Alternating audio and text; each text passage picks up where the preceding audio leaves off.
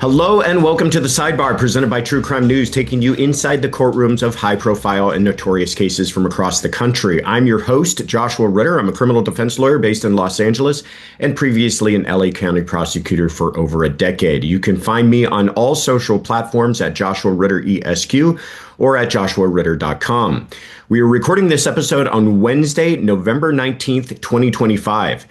In this week's episode, a police officer accused of killing a young pregnant woman to hide their illicit relationship. Plus, a mother accused of strangling her 3 children denied a change of venue request despite intense media scrutiny surrounding the case. But first, a father accused of his wife's murder pleads guilty to lesser charges surrounding the death, but refuses culpability in the slaying. As you can tell, I'm recording this episode from a different location than my usual spot. I'm out of town and I'm solo today. So let's go ahead and just jump right in. First, out of Norfolk County, Massachusetts, a man accused of killing his wife has admitted to misleading police and improper disposal of a body, yet continues to maintain his innocence in the slaying. Brian Walsh was set to face trial on Tuesday for the murder and dismemberment of his wife, Anna, until the surprise plea delayed proceedings for another day. Though Walsh accepted culpability on the 2 counts, the move was made without a deal in place from prosecutors who refused any negotiations that didn't include the indictment charging murder. While Anna's body has never been found, prosecutors remain confident that sufficient evidence exists to convict Walsh of the alleged murder. This includes bags of evidence allegedly discarded by Walsh containing a hacksaw and hatchet, which investigators claim contain blood and DNA from both Walshes. Detectives also uncovered some troubling Google searches allegedly made by Walsh from his son's iPad, including, quote, how to stop a body from decomposing and, quote, how long before a body starts to smell. Despite the brief delay for the surprising plea on the lesser counts, Walsh's trial is moving forward for Anna's death and will be in front of a jury by the time you're listening to this. Well, a lot to unravel here, but I think the first thing that we really need to discuss is this 11th hour plea. Why is it happening? What strategic value possibly is there for the defense? And will this change the prosecution's case at all? First of all, let me say this. I've got a few years experience doing this type of stuff, both from the prosecution and defense side of the courtroom. And I will say, I cannot remember the last time when I've seen an 11th hour plea to things that don't include the entire resolution of the case. That's not to say it's never happened. And that's not to say I've never seen 11th hour pleas. In fact, 11th hour pleas happen quite a bit, but it's usually to everything. It's usually this game of chicken played between the prosecution and defense. Somebody blinks, and at that final moment, a plea deal is struck. That's not what's happening here. In fact, this isn't a plea deal at all. This is the defense going around the prosecution to the judge saying, Your Honor, we want to plead, but we only want to plead to these 2 counts. The only thing at contention here is the murder. Now, you can understand why the judge might accept that. Trials are supposed to be about things in dispute. And if the defense is saying it's not in dispute that he misled investigators, it's not in dispute that he conveyed a body, is the way they charge it in the Massachusetts, meaning disposed of a human remains. But it is in dispute that he committed that murder, that he was the one responsible for that dead body.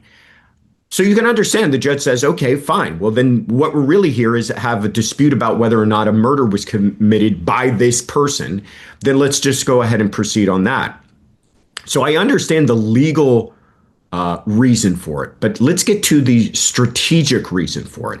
And just for a moment to understand, too, this is being done over the prosecution's objection. So the prosecution is not giving a plea deal here. They gave him no advantage by accepting that plea. In fact, they said, we won't even give you a plea deal unless you also plead to the murder. So they're actually objecting and we're asking the judge to not allow this plea, but the judge did. OK, now let's talk about why.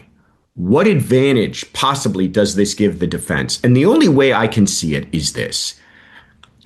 Those Google searches are profoundly important in this case.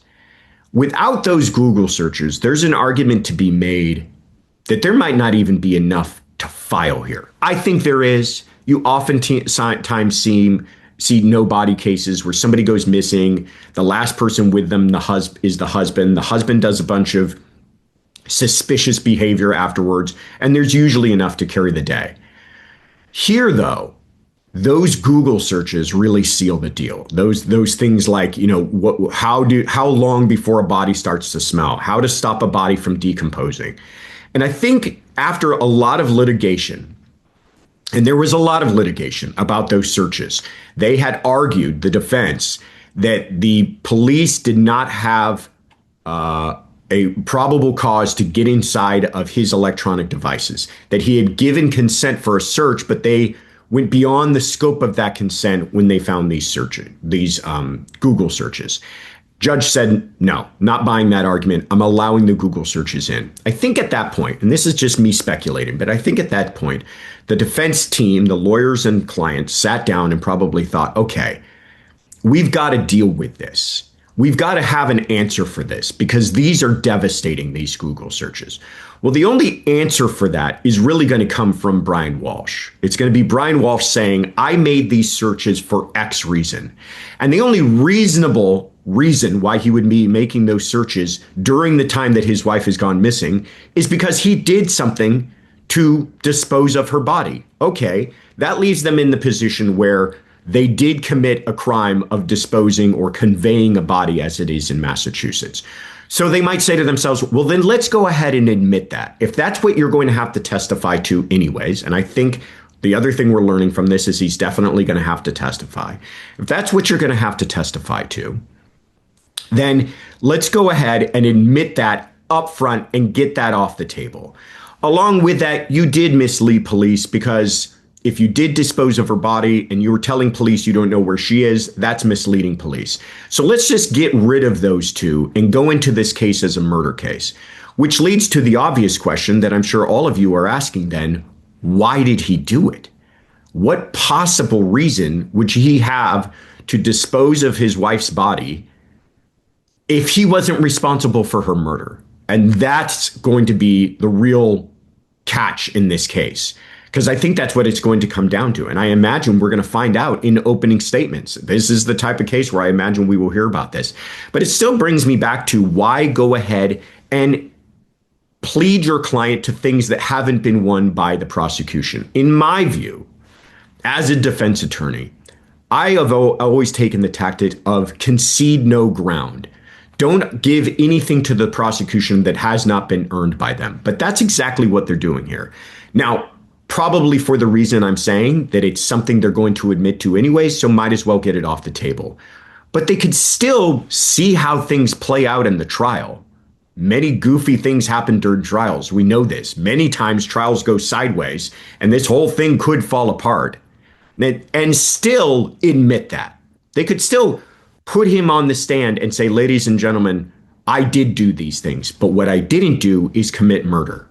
They could even make that argument in opening statement. There's no rule that says if you're charged with a crime and you go to trial, you can't admit to that during the trial. Could have been a strategy, could have been a tactic that they taken. They decided to go this route. Now, the big question is this some sort of 3D chess that we're not understanding? And will this somehow affect the prosecution's ability to put on a case? I've been asked the question of, will this somehow foreclose the prosecution's ability to put on those Google searches or other evidence that he was hiding her body because he already admitted it? The question really remains is evidence comes in if it's relevant. Doesn't matter if that person's pled to that, been found guilty of that. If that evidence is relevant, then it's going to come in. Here, it still remains relevant. An innocent person, the argument being made by the prosecution, and I think all of us can follow, is an innocent person does not go about hiding a body, especially their own wife. If he happened upon her body, let's say she did it through self-harm, through an accident, or at someone else's hands, he would immediately call the police. So an innocent person is not going to go about trying to either cut up or dispose of that body. The evidence, the underlying conduct is something that the prosecutors will still be allowed to prove. The Google searches are still something that are relevant to the murder case because it still goes towards his consciousness of guilt at that time. So I don't think it's going to change all that dramatically what the prosecution is going to be able to use in this case. It's just going to maybe change slightly the way the case is framed to the jury from the beginning. Very interesting, fascinating case, and with one final kind of fascinating turn before we start trial itself, and we will continue to follow this one closely. Let's go ahead and stay in Massachusetts. Out of Boston, a former Stoughton police officer accused of killing a pregnant woman to hide their illicit relationship is requesting a change of venue, citing biased media coverage. Matthew Farwell faces a number of charges related to the murder of Sandra Birchmore and her unborn child. Farwell allegedly met Birchmore through Stoughton's Police Explorers mentorship program and began a sexual relationship with Birchmore when she was just 15 years old. Birchmore was found dead in 2021, and the 23-year-old's demise was initially thought to be self-inflicted until evidence of the alleged affair made Farwell the key suspect in the investigation. The case has generated significant interest both in Massachusetts and nationally, and Farwell's defense is seeking to move the trial to Rhode Island in order to avoid biased coverage of the case. Federal prosecutors have yet to release a response in court, but Farwell is expected to plead not guilty to all charges and could face the death penalty if convicted. I don't know why. To me, this just seems like the motion du jour with defense attorneys. You know, we follow a lot of high-profile cases on this podcast, and a lot of those cases are cases where defense attorneys are saying, hey, there's too much media attention on this and we want it moved. And I think it's almost being overused. And again, I ask the question, as I always do, to what strategic end for the defense? Just because you're moving a trial from one geographic location to the other doesn't somehow make the trial better for you. Doesn't somehow make the evidence less damaging. Yes, it takes it out of that local community, but perhaps it's not something specific to that local community. Now, things may be a little bit different here because we are talking about a police officer from that local police department. And maybe the defense is feeling, well, because he is a police officer, maybe there's particular animosity towards the police being held by that local community, and they might walk into there with bias against him as a police officer in that community before they even begin the trial. There's at least an argument there that I can wrap my heads around, but it does seem to be any case of this kind of media attention is a case that they're going to request. And the judge is going to have to make a determination on this. It's a little bit different here because we're talking about federal court, and that's why they're able to move it even out of the state from Massachusetts to Rhode Island. And I'm not as familiar as how federal judges usually view these things, but it's still the same question being asked. And that is, will the local community present such a problem in finding an unbiased jury? And again, I go back to the idea that I've worked on, been very privileged to work on several high profile cases. And I will tell you, it's remarkable how often you find people who come into jury selection on a case that you think everyone is talking about, and they have no idea who your client is, what they've done, what they're accused of. People are really wrapped up in their own lives, and a lot of it sometimes doesn't have to do with the same things that we might concern ourselves with.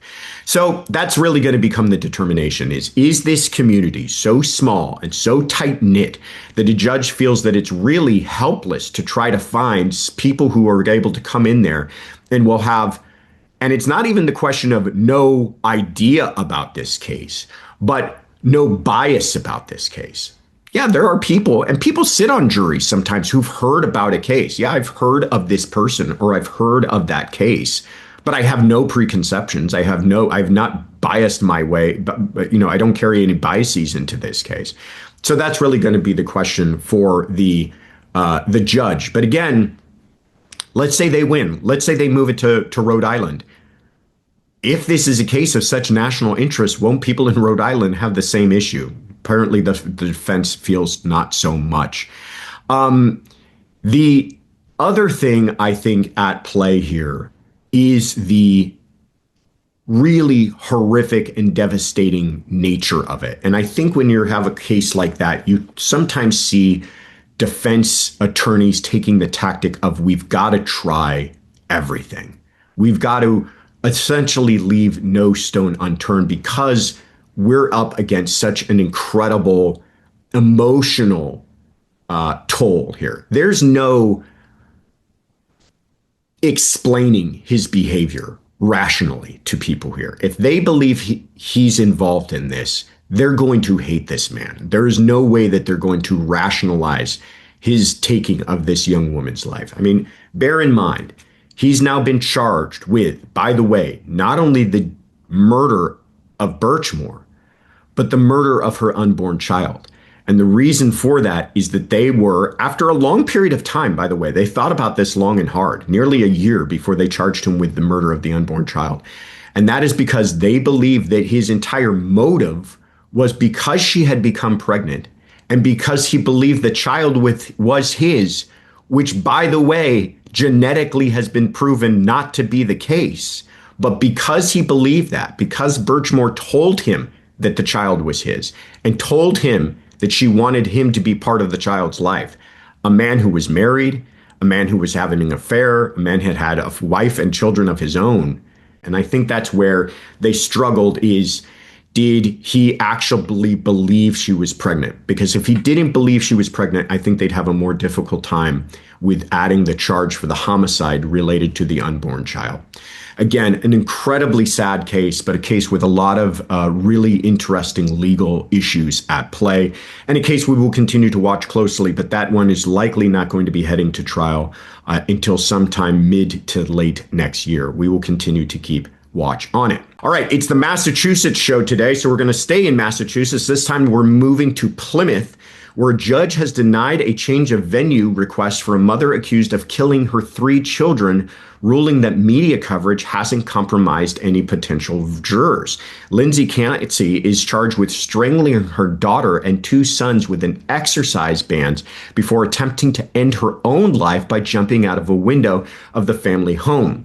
Clancy's defense alleges that the mother was suffering from psychosis at the time of the alleged murder. However, prosecutors maintain that the killings were calculated, claiming Clancy meticulously planned her children's demise, even mapping out the time it would take her husband to go to the pharmacy and pick up food, leaving her alone with the children. Clancy appeared virtually in the court hearing from a hospital where she has been receiving treatment since jumping from the window.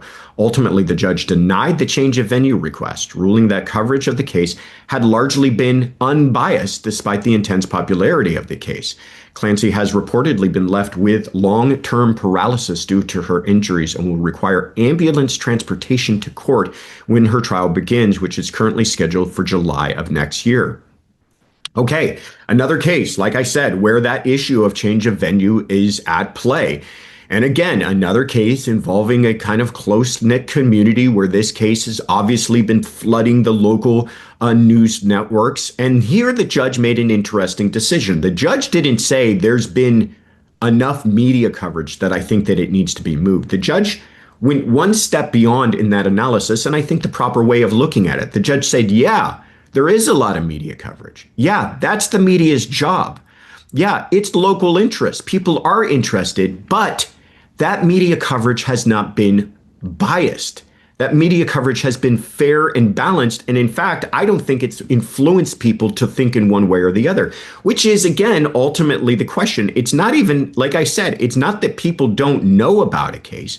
It's that people haven't made up their minds about the case. And the judge felt that that wasn't done here. Another thing to keep in mind in these types of situations when we're talking about bias is that can always be revealed in jury selection. If in jury selection they bring in 100 or so jurors and they start to question them, and 90 of them are people who say they can't be fair because they've already made up their mind about the case, well, then, a judge might rethink their decision to change venue. But, making this decision ahead of time to change venue, I think is rare and should be rare. One notable example we saw was in the Brian Kohberger case. That took place in a very small, close-knit community of Moscow, Idaho, a college town where 4 college kids were murdered. That case consumed that local community. There was no way, I think, that they thought, and they actually did polling about people would not have made up their minds or have biases, but the judge didn't feel that that was the type of circumstance that applied here, and I tend to agree with it. I tend to agree that most cases should stay where they remain, because that's kind of how our system works, is that you are being tried by a 12 people who are your peers from your local community. It's the community's way of policing itself and deciding what is and what isn't acceptable. This case, though, is interesting because it is another case of incredibly high emotional impact. We're talking about the murder of 3 beautiful little children by their own mother, strangled to death with exercise bands. And there is evidence of planning. The fact that she asked her husband to go to the store and that she knew how long that might take him. The fact that strangling someone to death, even a child, is not quick work. Something that you have to stay and continue to do until that person has died. I hate to get graphic about this, but that's what we're talking about here. That is going to be really difficult for jurors to sit through and hear testimony about and see evidence on. And on the other side of it, you have this woman who, in the midst of that, did legitimately attempt to take her own life. This is not some sort of, in my view at least, staged attempt at suicide. These are not someone who, we see superficial wounds to their arms in an attempt to, quote unquote, take their own life. This is a person who jumped out of an upstairs window with the idea that it would take their own life, to the point that it has caused her what looks to be permanent injury. She is now permanently paralyzed. She's in the hospital currently, and she's going to have to be transported by way of ambulance to get to court. That's going to be a struggle for jurors, and a struggle both ways you look at it, because this case is a mental health insanity/insanity type defense case. They're going to say that she was suffering from such incredible postpartum depression or syndrome, whatever you want to call it, that she was not of her right mind when she committed this crime. And there is, I can say, I think, evidence to support that in the fact that she did legitimately look to take her own life. A woman with no criminal history of violence towards her children, no other evidence of trouble that might, this wasn't a going through a divorce, custody battle type situation. This was just out of nowhere, took her own life. A woman who was receiving medication and battling with postpartum issues commits this horrific crime. Again, in these insanity type cases, it always comes down to, yes, you may have been unwell. Yes, you may have been suffering from some sort of mental unrest, but did you not know what you were doing was wrong? That's really the question when it comes down to insanity. It might even be just more of an argument of mitigation in this case. Instead of making a first-degree murder, second-degree murder, do we somehow drift down towards manslaughter? But I really think this will be a struggle for jurors, because yes, they're going to hear the incredible emotional impact of the children having lost their lives and how they lost their lives, and juxtapose that with the incredible emotional impact of this woman who is now permanently paralyzed because of what took place that day, and the husband who's supporting her. The father of these children is supporting her, saying, my wife is not a criminal. My wife was sick. Wow. What a case. What an absolutely devastating case for jurors to have to sit through. And we will continue to watch this one closely as well. But that is all that we have for you this week. I want to just extend my thanks and appreciation for everyone who continued to watch and listen to us, and for all your support. My name is Joshua Ritter. I am on Instagram and Twitter. You can find me at Joshua Ritter ESQ. And if you want to hear my thoughts and coverage on even more true crime cases, you can also check out my own YouTube channel Courtroom Confidential. And you can, of course, find all of our Sidebar episodes wherever you get your podcasts. And we would love to hear from you. If you've got questions or comments you'd like us to address, please tweet us your questions with the hashtag TCN Sidebar. And thank you for joining us at the True Crime News Sidebar.